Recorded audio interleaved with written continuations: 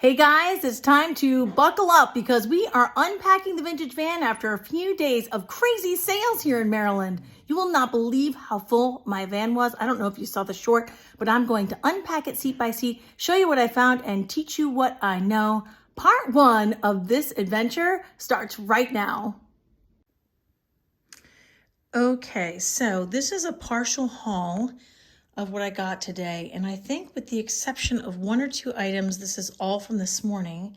And I actually omitted a huge box, actually two huge boxes of Legos that I got for $5 from this haul, which are sellable locally, or you can ship them if you wish. And a box of Magnetiles, which is a great toy for any number of ages. I use those when I teach, so I didn't include those here for space and time issues. But I wanted to mention them because I look for all kinds of things when I'm out there, you know, stuff for our house, stuff for my other job, and then stuff for resale. So I'm going to start left to right like I always do. I actually bought these clothing items for my son. They are Banana Republic, and I've been to this house before. I didn't look up these three pieces, but this is sort of like a denim style jacket, like a barn coat. This is like a dress coat, but it has the feel of a windbreaker. Also Banana Republic, and then an Angora blend sweater with elbow patches, which is so cool. So I didn't actually look those up, but I think I paid $2 each, which I think is a win whether he wears them or I sell them in the booth or online. I think some of them might actually be vintage. And then I got this bag. Some of you will know this name, and I thought I paid $10 for it, but guess what? I only paid $9 because there was $1 in it. I don't know how she and I missed that, because I did check it over. Here's a name you can look for. And I think Hustle at Home Mom maybe buys this brand sometimes.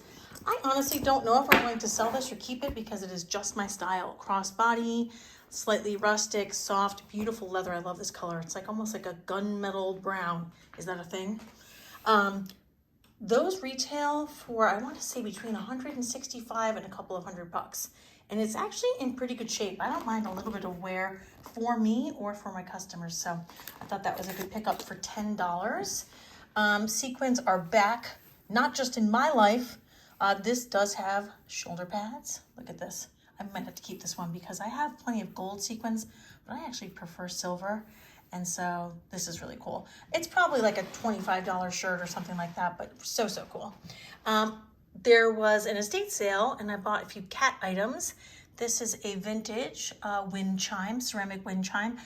Just the plaque alone on Etsy was $20 or $22. So I actually feel like locally I could sell that for $20, and I think I paid like $2 or so. This is an onyx cat figurine. Actually, it's a pretty tall one, pretty heavy and really, really nicely stylized. So I feel like that's another $20 or $25 piece. I've never seen nesting dolls. I'm not going to try to say the Russian term for that because I've butchered it before. Oops, sorry. But look at these little guys. So I haven't looked this up, but I'm sure this will sell for 10, 15, maybe up to 25. I'm not sure, like I said. I always buy nesting dolls. I just forgot to look him up for you, but look at him.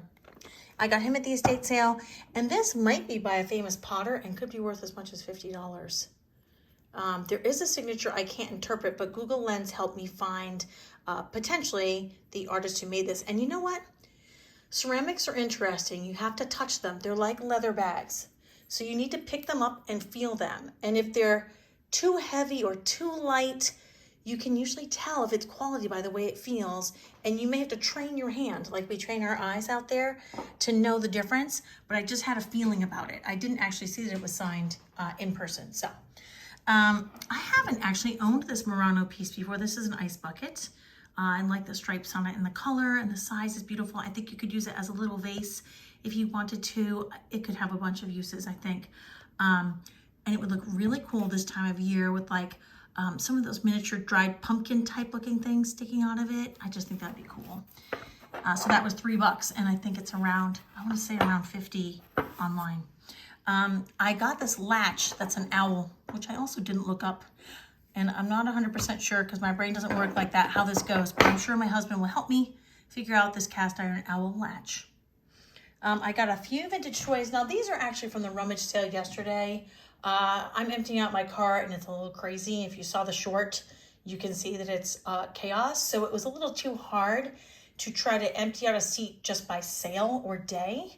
And so I do have a couple of items from the rummage sale yesterday.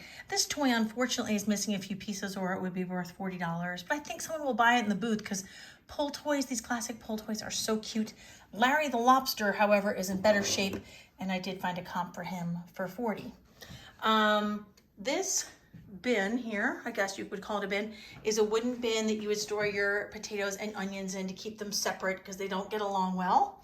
And surprisingly, these are like $100 and up online. I don't want to ship that. It's got to be 2.5 feet tall and probably pretty heavy. So I'm going to put it on Facebook, and I might put it for less than half of an online price because I don't want to ship it.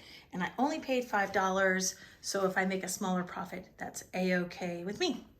I only found one little pony like the ceramic one, and it was not converted into a lamp the way this one is. I actually haven't tested this out, but I think the figurine alone was like 20 or 25. So I'm thinking if it's a little pony lamp, it should be a little bit more. Kitsch, cute, adorable, nursery, nightlight type thing. Great for a collector.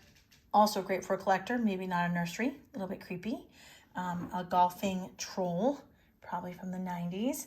Not a huge value, but I think I paid like $25 or something. So he had to come home with me.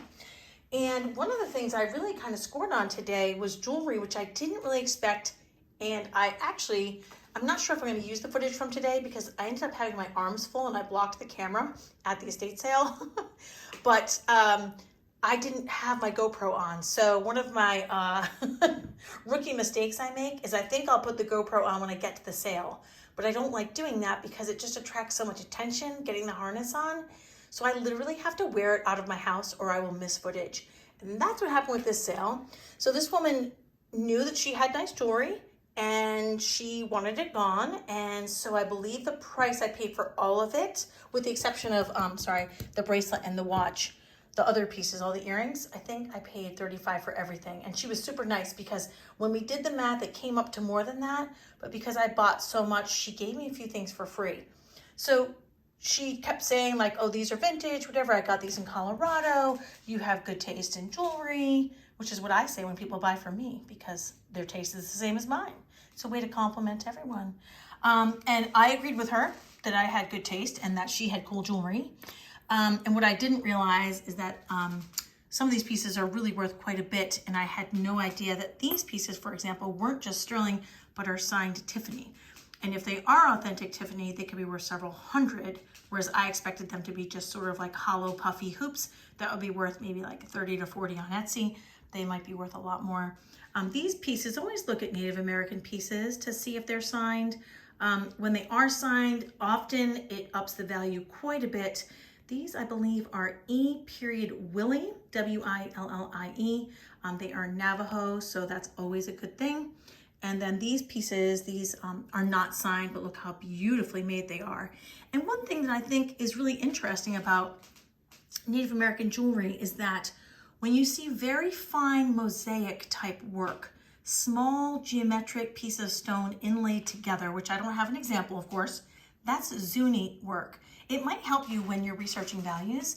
Whereas if you see big chunks of stone and or a larger ratio of sterling to stone, then that's probably going to be Navajo. So I believe that both of these pieces are Navajo. They're like a little bit more, I hate to say coarse, because these are just so finely made, to be honest.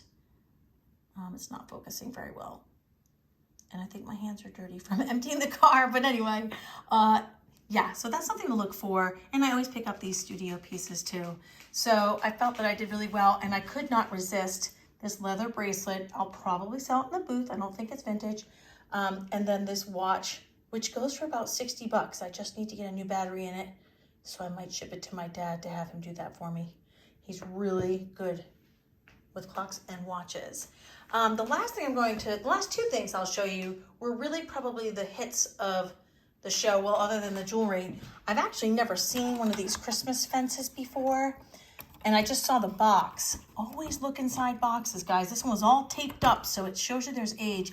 And my friend Sherry told me that you would put it up around your Christmas tree, around the base. But I suppose you could use it around a Christmas village or some other Christmas display that you have. And I was shocked at the comps because I thought it was like a $50 cool, unique piece. But the ones I found online were like $250, which might explain the look on my friend's face when she saw it, because she apparently knew more than I did. I just thought it was cool. And then the last thing I thought, what an appropriate time of year to find this.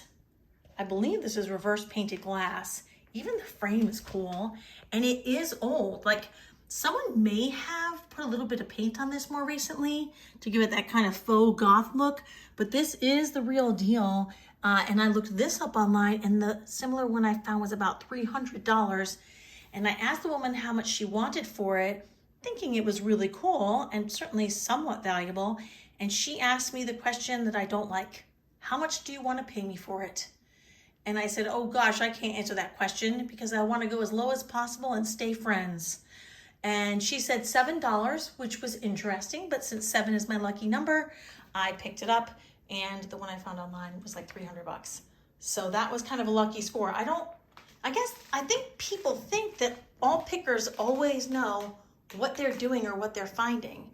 But what I would encourage you to do is go by feel and instinct and let your eyes and your fingers do the walking for you so you can find out if it's a quality piece. Look and see, is the box vintage? Check out the back of a piece of art and see what the back looks like, because that will tell you the age and possible origin, right? So you can see this is an actual piece of wood on the back, which we tend to see on older pieces. Because the way that someone touched up that paint, which I think was relatively recently, does look more modern, but that is not a modern piece. So great scores today.